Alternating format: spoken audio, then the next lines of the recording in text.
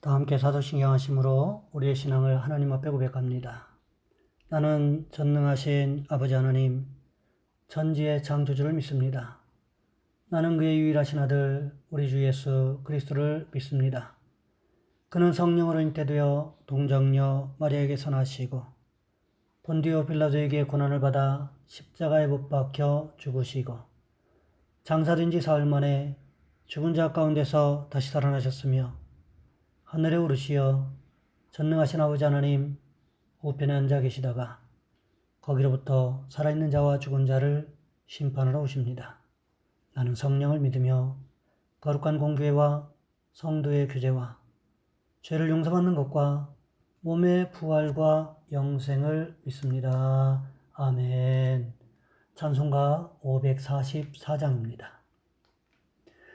울어도 못하네 눈물 많이 흘려도 겁을 없게 못하고 죄를 씻지 못하니 울어도 못하네 십자가에 달려서 예수 고난 당했네 나를 구원하시리 예수밖에 없네 힘써도 못하네 말과 뜻과 행실이 깨끗하고 착해도 다시 나게 못하니 힘써도 못하네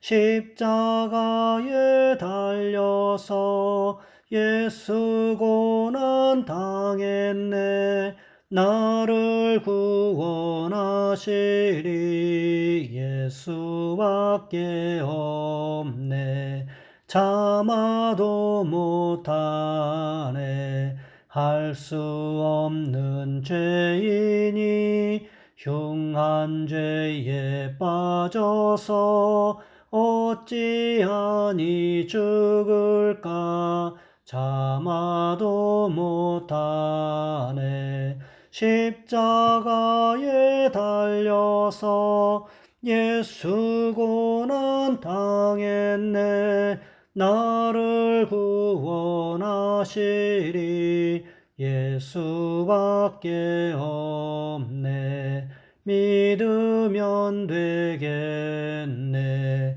주 예수만 믿어서 그 은혜를 힘입고 오직 주께 나가면 영원 삶을 얻네 십자가에 달려서 예수 고난 당했네 나를 구원하시리 예수밖에 없네.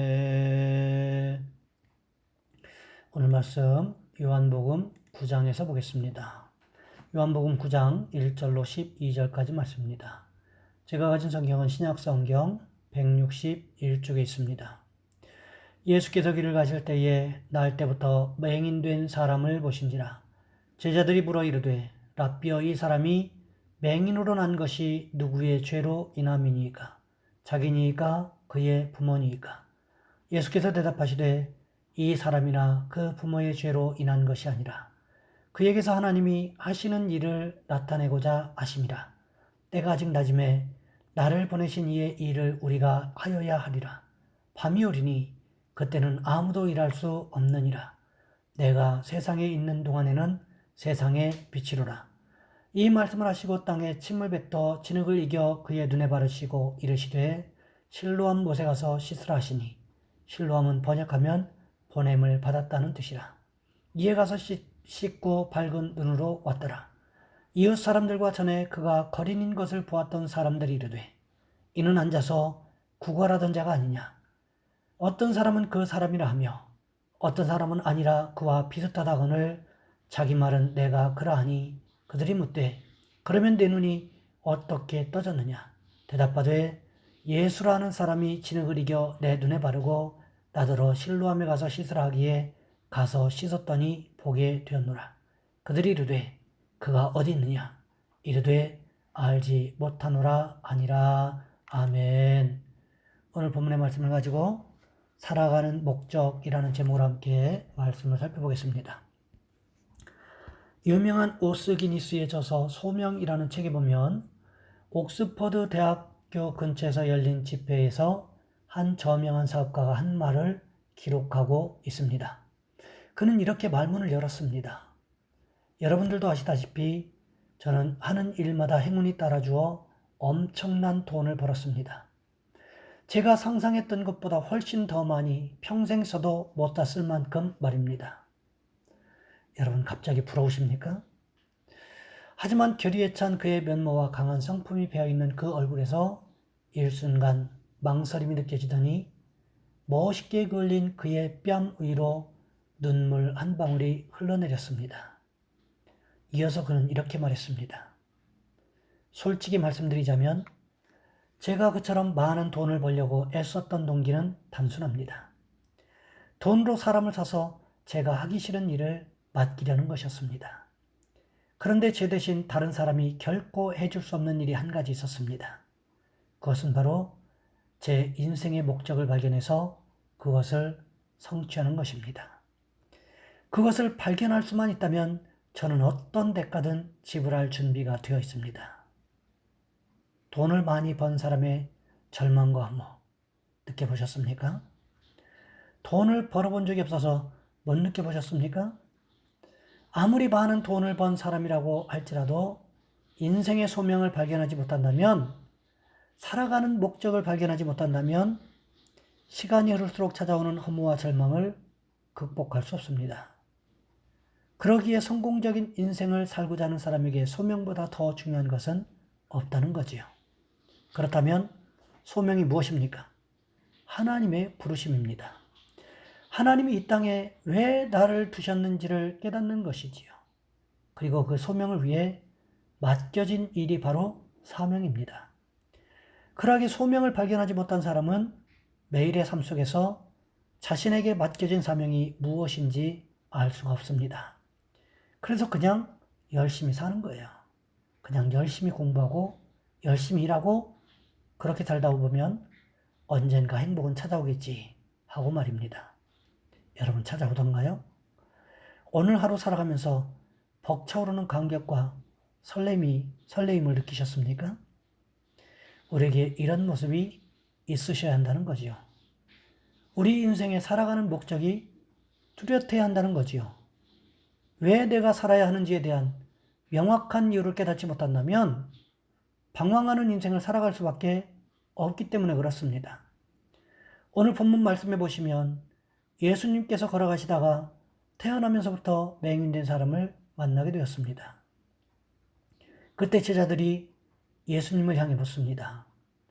오늘 보면 2절 말씀해 보시면 이렇게 기록되어 있습니다. 제자들이 물어 이르되 랍비여 이 사람이 맹인으로 난 것이 누구의 죄로 인함이니이까? 자기니이까 그의 부모니이까? 사람들은 가끔씩 책임 소재를 따지는 경우들이 있습니다.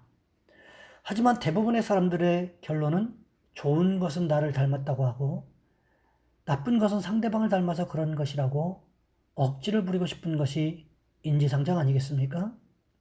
오늘 본문에서도 제자들이 예수님을 향해서 물은 것이 바로 이것입니다. 이 사람이 나면서부터 맹인된 책임 소재가 어디 있느냐는 거지요. 부모의 죄 때문이냐 아니면 본인의 죄 때문이냐. 그러자 우리 주님 어떻게 말씀하십니까? 오늘 본문 3절 말씀해 보시면 이렇게 기록하고 있습니다. 예수께서 대답하시되 이 사람이나 그 부모의 죄로 인한 것이 아니라 그에게서 하나님이 하시는 일을 나타내고자 하심이라. 이 사람이 나면서 앞을 보지 못하게 된 것은 어떤 이유 때문이었다고 예수님 말씀하고 계십니까? 이 사람의 인생을 통해서 하나님께서 하시는 일이 무엇인가를 나타내기 위해서라고 하나님께 영광을 돌리기 위한 것이라고 우리 주님께서 말씀하고 계십니다. 우리는 이 말씀을 잘 기억해야 합니다. 한 사람이 이 세상에 태어났을 때에 그 사람이 아무 이유 없이 태어나는 사람은 없다는 거지요. 설사 부모의 실수로 태어난 것처럼 보인다고 할지라도 한 사람이 태어난 것은 하나님의 영광을 증거하기 위한, 나타내기 위한 것입니다. 실제로 보시면 제자들과 말씀을 나누시던 예수님께서 땅에 침을 뱉습니다. 그리고 지능을 이겼다고 말씀하십니다. 이것은요, 상징적인 행동이에요. 사실 침을 뱉어서 진흙을 이기려고 하면 얼마나 많은 침을 뱉어야 하겠습니까? 불가능한 이야기지요. 그럼에도 불구하고 성경은 우리 주님께서 침을 뱉었다는 사실을 강조하고 있습니다. 그리고는 침을 뱉어 이긴 진흙을 이 맹인의 눈에 바르고는 실로암 연못가에 가서 씻으라고 말씀하시지요. 그래서 이 맹인이 예수님의 말씀대로 실로암 연못가에 가서 눈에 묻은 진흙을 씻어냈습니다. 그러자 무슨 일이 일어났습니까? 오늘 본문 7절 하반절 말씀해 보시면 이렇게 기록하고 있습니다. 이에 가서 씻고 밝은 눈으로 왔더라. 그의 인생이 완전히 뒤바뀌어져 버린 거예요. 보지 못하던 사람이 눈을 떠서 사물을 구별하게 되었고 사람들을 구별하게 되었습니다. 그러니 이것보다 더 큰 변화가 어디 있겠냐는 것입니다. 예수님의 말씀에 순종하는 길을 선택했더니 일대의 변혁이 일어났습니다. 갑자기 눈이 떠지고 사물이 분간되기 시작했습니다. 사람들이 보이기 시작했습니다. 이 사람의 인생이 어떻게 되었을까요? 온전한 사람으로서 모든 사람들에게 기억되는 인생을 살았을 것입니다. 그가 예수님의 말씀에 순종하게 되었을 때 그의 인생에 이런 일대 변혁이 일어났던 것입니다. 맹인이었던 이 사람이 눈을 뜨자 사람들의 반응이 참 재미있습니다. 어떤 사람은 맹인이었던 사람인 것 같다고도 하고 어떤 사람은 비슷하게 생기기는 했지만 아닌 것 같다고도 했습니다. 그때 눈을 뜬 사람이 어떻게 이야기합니까? 바로 그 자신이 맹인으로 거리에서 구걸하던 그 사람이라고 명백하게 밝혔습니다. 이 사람도 자신이 맹인이었다는 사실을 얼마든지 숨기고 전혀 다른 사람인 것처럼 살아갈 수가 있었습니다. 이 사람도 자신이 고침받은 날이 안식일이었다는 것 정도는 아는 사람이었습니다. 그렇다면 고침받은 자신도 위기에 빠질 수 있고 자신을 고쳐준 예수님도 위기에 빠질 수 있을지도 모른다는 생각에 얼마든지 거짓말을 할 수도 있었을 것입니다. 하지만 이 사람은 어떻게 이야기합니까? 오늘 본문 9절 하반절 말씀해 보시면 내가 바로 그 사람이라고, 내가 맹인으로서 거리에서 사람들에게 구걸하던 그 사람이라고 자신에 대해서 정확하게 밝히고 있습니다. 사람들이 다시금 묻습니다. 오늘 보면 10절 말씀해 보시면 이렇게 기록하고 있습니다. 그들이 묻되 그러면 내 눈이 어떻게 떠졌느냐? 도대체 무슨 방법으로 맹인이던 당신이 멀쩡하게 두 눈으로 세상을, 사람들을, 우리를 쳐다볼 수 있게 되었느냐고 묻고 있는 것입니다. 그러자 이 사람이 어떻게 대답합니까? 오늘 보면 11절 말씀해 보시면 이렇게 기록하고 있습니다. 대답하되 예수라는 그 사람이 진흙을 이겨 내 눈에 바르고 나더러 실로암에 가서 씻으라 하기에 가서 씻었더니 보게 되었노라. 맹인이었던 이 사람이 누구에 대해서 이야기하고 있습니까? 자신에게 말씀하셨던, 자신에게 그렇게 행동하셨던 그분, 예수님께서 하셨던 일들에 대해서 사람들에게 명확하게 설명하고 있다는 거죠. 이 사람이 이야기한 내용이 결국은 간증이라고 볼 수 있습니다. 내 인생 가운데 갑자기 개입하신 그 주님께서 자신의 인생을 어떻게 바꾸어 놓았는가에 대해서 명확하게 깨닫고 다른 사람들에게 이야기하고 있는 거예요. 우리도 우리 인생 가운데 개입하신 그 예수님의 모습을 잊어버리시면 안 됩니다. 우리가 예수 믿는 목적은 나 혼자 잘 먹고 잘 살기 위한 것이 아니라는 거예요. 그럼 무엇을 위해서 예수 믿어야 하는 것일까요? 먼저는 영혼 구원이지만 또 다른 것은 바로 내 인생을 통해서, 우리 인생을 통해서 일하신 그 주님을 증거하기 위해서 예수 믿어야 한다는 것을 우리는 기억해야만 합니다. 그러하게 우리는 기회 있는 대로 때를 얻든지 못 얻든지 우리를 통해 일하신 그 주님을 증거하는 축복이 있으시기를 주님의 이름으로 부탁을 드립니다. 이 시간 우리 한 목소리 함께 기도합니다. 주님, 우리의 삶을 통해서 우리 행실을 통해서 예수가 증거되게 도와주옵소서. 때를 얻든지 못하든지 우리를 통해 일하신 그 주님이 우리를 통해 드러나게 도와주옵소서. 또한 우리 교회가 선교하고 있는 교회들과 선교사님을 위해서 이 시간 우리 주여 한번 간절히 부르신 후에 한 목소리 함께 기도합니다.